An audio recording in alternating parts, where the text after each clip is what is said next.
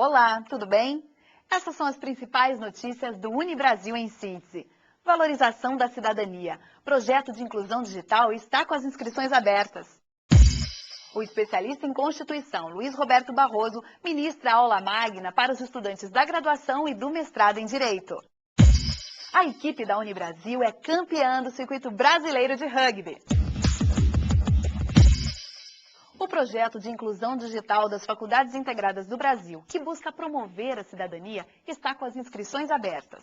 O projeto Informática Cidadã tem um caráter de inclusão digital para a gente atender as pessoas da comunidade, profissionais da Unibrasil, funcionários e familiares e a comunidade escola, que é o nosso parceiro, com a prefeitura. Os acadêmicos do curso de Sistemas de Informação, eles são orientados por mim, né? Eles que lecionam as aulas, preparam o material e atendem a comunidade. O curso dura sempre um semestre, dá 36 horas, né? Dão 36 horas. A gente trabalha no módulo 1, com caráter inicial, onde é a parte de digitação e manipulação do mouse e compreensão do teclado.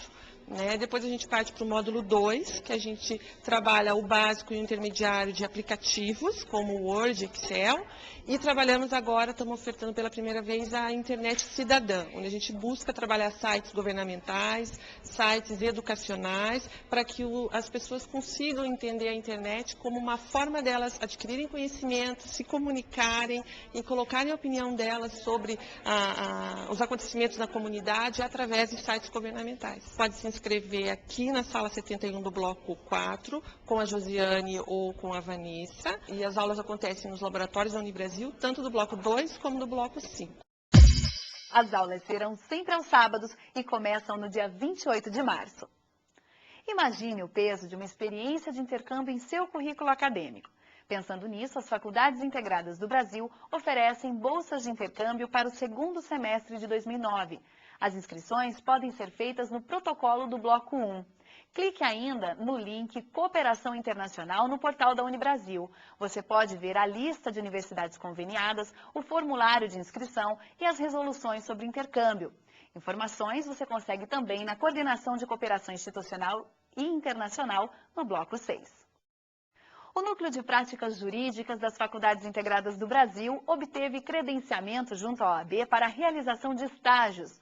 O núcleo oferece ao aluno uma visão prática do conhecimento teórico da grade curricular do curso de Direito. Na verdade, agora em fevereiro de 2009, o Núcleo de Prática Jurídica foi credenciado pela OAB.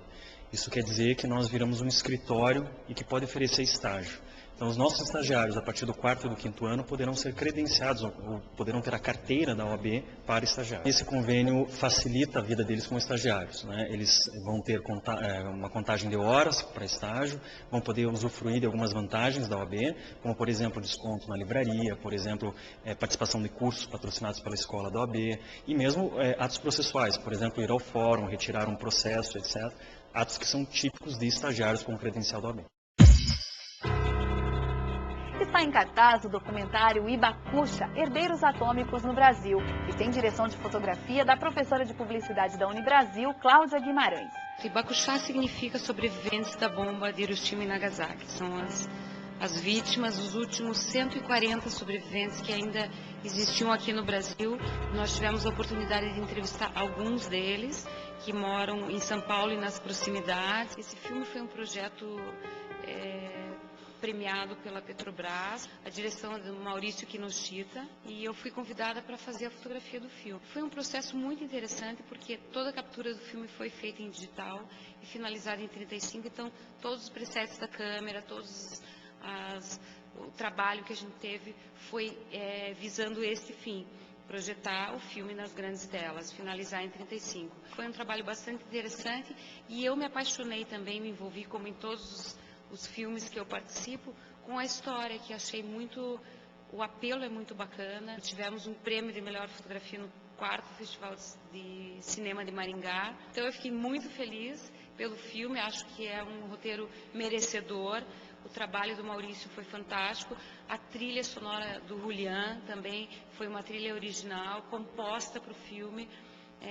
A edição também, que foi feita pelo Emerson Schmidlin, que foi coprodutor do filme, auxiliou muito o trabalho de fotografia também.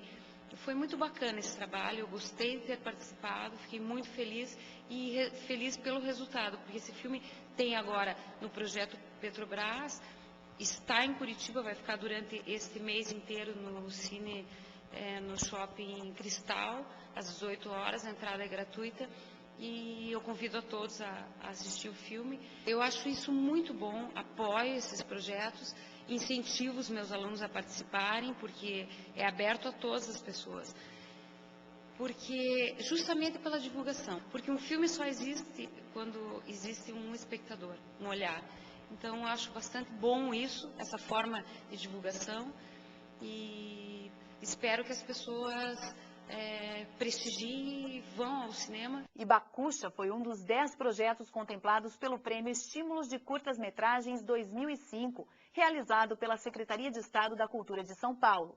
Recebeu ainda o prêmio de melhor filme de curta-metragem da competição brasileira do 12º Festival Internacional de Documentários, É Tudo Verdade. O filme rendeu à professora Cláudia Guimarães o prêmio de melhor fotografia no 4º Festival de Cinema de Maringá. O documentário fica em cartaz até o final do mês no Shopping Cristal, sempre às 6 horas da tarde, e a entrada é de graça. Um dos mais renomados constitucionalistas do país, Luiz Roberto Barroso, ministrou uma aula especial para o curso de Direito das Faculdades Integradas do Brasil. Barroso falou sobre o novo direito constitucional brasileiro. O direito constitucional no Brasil passou por um conjunto importante de transformações nos últimos 20 anos, que é o período de vigência da Constituição de 1988, e essas transformações, na verdade, elas se inserem numa tendência mundial que vem desde o segundo pós-guerra e que alguns referem como o constitucionalismo do pós-guerra. Talvez o traço mais marcante desse novo direito constitucional seja o reconhecimento de força normativa à Constituição, o reconhecimento de que a Constituição é um documento jurídico e que, portanto, ele se presta como um instrumento operacional para a atuação de advogados, magistrados, membros do Ministério Público. Eu acho que uma segunda modificação importante que assinalam o perfil desse novo direito constitucional é um processo amplo de judicialização.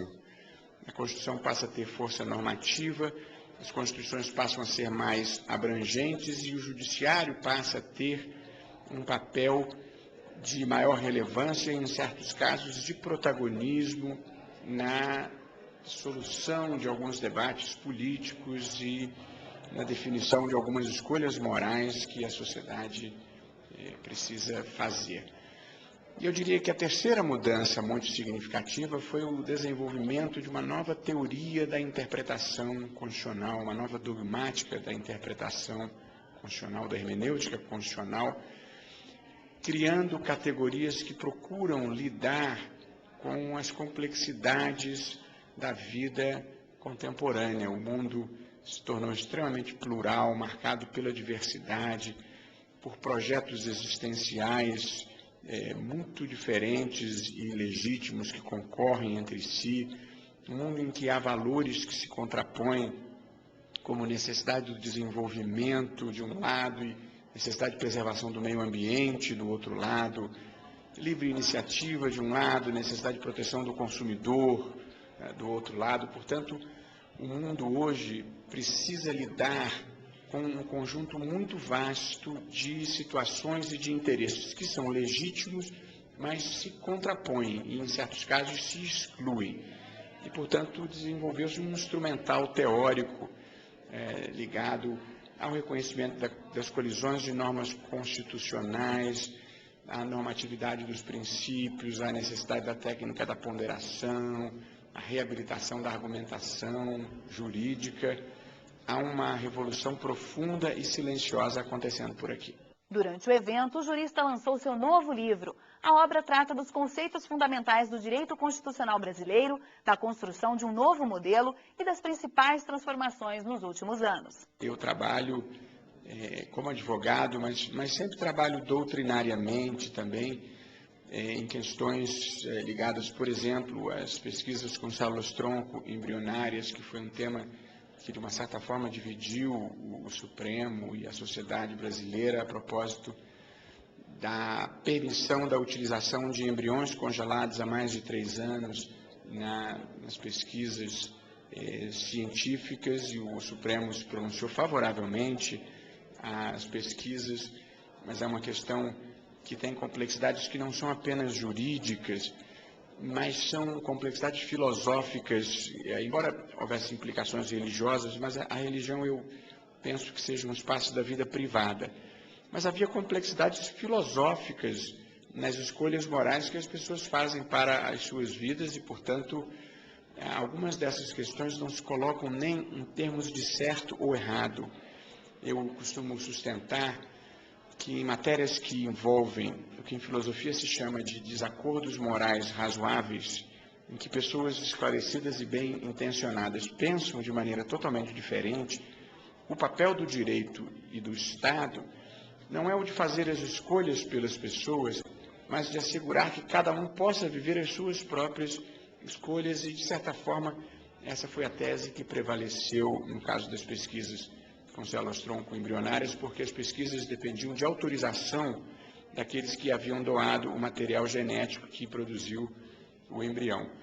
Algumas dessas discussões igualmente complexas estão presentes na questão da interrupção da gestação dos fetos anencefálicos, em que, de certa forma, é uma prévia de uma discussão mais complexa a ser travada no Brasil sobre a descriminalização do aborto, embora as escolhas morais envolvidas no caso do aborto sejam diferentes, a meu ver, das que estão envolvidas no caso da anencefalia, diante da falta de potencialidade de vida extrauterina do feto. Há questões como uniões homoafetivas, que o governador do estado do Rio de Janeiro levou ao debate no Supremo e que eu participei da concepção da ação, que é o reconhecimento de que há um conjunto de pessoas que vivem a sua sexualidade de uma forma diversa da que se tem como padrão, mas são escolhas ou são circunstâncias, porque nem sempre são escolhas legítimas, dentro dessa concepção de que a vida é plural e, portanto, todo projeto existencial que não viole o direito fundamental de outra pessoa deve ser tratado com respeito e deve ser disciplinado pelo direito, de modo que o que se postula é a extensão do regime jurídico da união estável, que vale para homem e mulher, também às uniões homoafetivas. Isso me parece uma obviedade, mas eu preciso dizer que não é. Muita gente tem uma posição radical, contrária e um certo perfeccionismo moral de querer impor as suas escolhas e os seus projetos de vida aos outros e com uma certa dose de intolerância. Os temas polêmicos, eles só podem ser tratados por quem, primeiro, tem conhecimento e, segundo, que sabe colocar lenha na fogueira, entre aspas, na polêmica, tentando resolvê-la. Não pode apenas incentivar o debate sem ter um objetivo onde chegar. O tema do próprio anencéfalo que o professor falou não deixa de ser um debate entre a religiosidade, o direito humano da pessoa humana e o direito em si, né, de permitir ou não a interrupção da gravidez. Só pessoas que têm profundo conhecimento podem debater temas polêmicos, que é o caso do professor Barroso. Dentro da linha de pesquisa do mestrado, que é Democracia e Constituição e Direitos Humanos, esse lançamento do livro do professor Barroso, bem como entrevistas como essa, somente enobrecem o nosso curso. A nossa preocupação não é só em trazer alguém famoso, mas alguém que tenha um conhecimento, uma bagagem específica. No caso do professor Barroso, ele une várias qualidades, vários talentos, porque ele é famoso por conta da sua didática tanto nas suas falas quanto nos seus livros, e tem participado numa militância do direito como advogado nas questões importantes do Supremo, e está sempre muito atualizado nessas questões constitucionais. Então, acho interessante trazê-lo para os alunos, mesmo quando eles ouvem os professores professores em sala de aula é diferente quando eles ouvem a mesma coisa vindo de uma pessoa que tem um nome mais consolidado, que tem livros escritos, que eles estudam por aqueles livros, os alunos se sentem prestigiados e acho que isso inspira também os nossos alunos, como inspiraram vários dos nossos professores. Nós passamos pela geração inspirada pelo professor Barroso e pelo professor Clemenson, como grandes constitucionalistas que queriam a realização da Constituição. Então a gente viveu, a geração dos professores viveu o período logo pós-Constituição de 88, onde eles vinham trazer a ideia de efetividade, de que a Constituição não era apenas um documento para ser deixado de lado. Primeiramente, trazer o Barroso, né? O Barroso não tem como se passar por direito constitucional sem ter lido pelo menos um livro dele. O Barroso é um nome grandioso, a sua contribuição para o direito constitucional é enorme. E segundo, porque este ano nós vamos ter uma decisão muito polêmica em que o Barroso traz, que é a ação de discussão de preceito fundamental, que é a questão do aborto dos fetos anencefálicos, que ele deu um breve comentário. Então, esse vai ser a temática que vai ser discutida este ano, assim como foi o ano passado a questão das células troncos, né? Então, foi muito pertinente a presença dele, mais do que nunca. Além do que trazer o Barroso só por trazer sempre ser uma vitória para a instituição.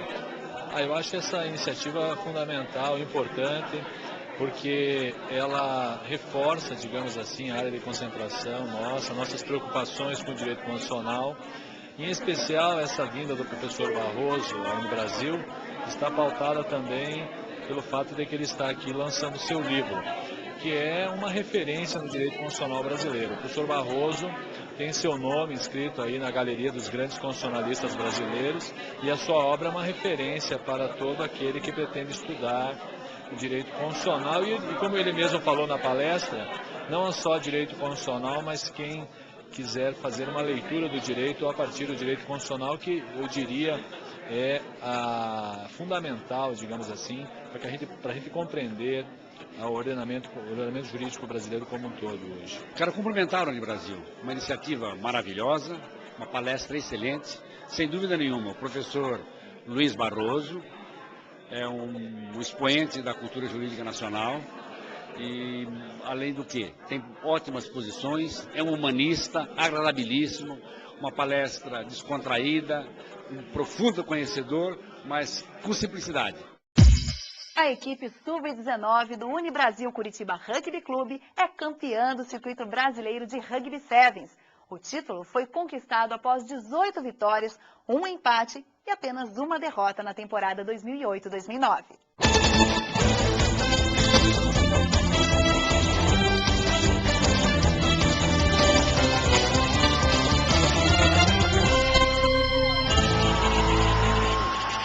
Para se tornar campeã do circuito, a equipe venceu a etapa do SPAC Lion Sevens em dezembro de 2008. O Curitiba Sevens, em janeiro de 2009, realizado na Paraná Esportes, e mesmo ficando em terceiro lugar no Floripa International Sevens, conquistou o campeonato. Lançar um olhar jurídico sobre o cinema. Este é o propósito do projeto Direito e Cinema, que exibiu sua primeira sessão em 2009.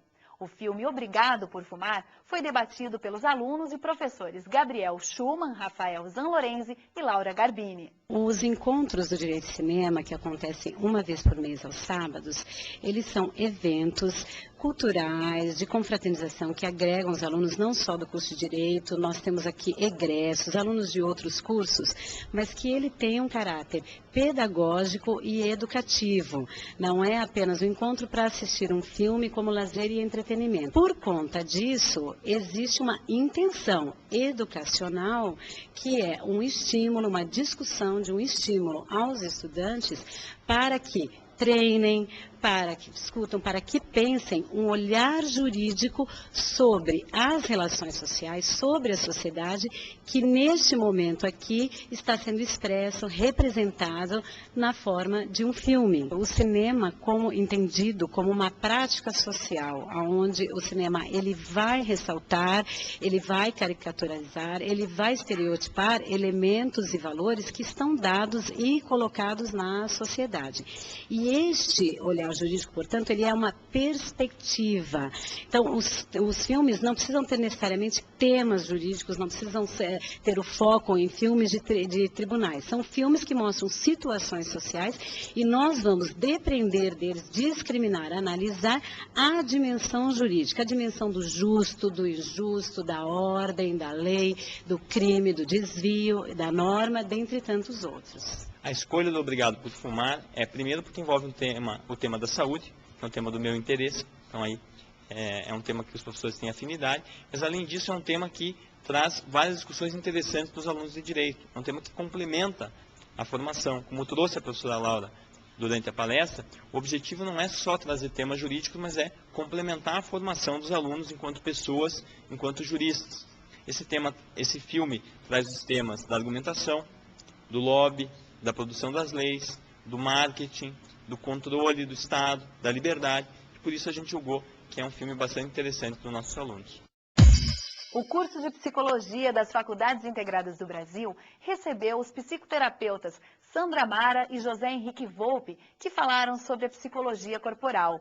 O enfoque foi as análises reichiana e bioenergética. O nosso curso, ele abrange quase todas as áreas da psicologia e as escolas psicológicas também. E a escola reichiana é uma das mais importantes, entretanto uma das menos faladas. Na verdade, hoje em psicoterapia corporal existem várias escolas, várias maneiras de se trabalhar com o corpo dentro da área da psicologia, e duas delas, a principal é a análise reichiana, que deu base a todas as outras que vieram depois, e uma das mais modernas, digamos assim, é a análise bioenergética, que dá um prosseguimento tanto em termos teóricos quanto práticos, fazendo pequenas alterações na teoria e na prática. Essas duas teorias, elas têm uma fundamentação na psicanálise, que é uma escola bem conhecida dentro da psicologia.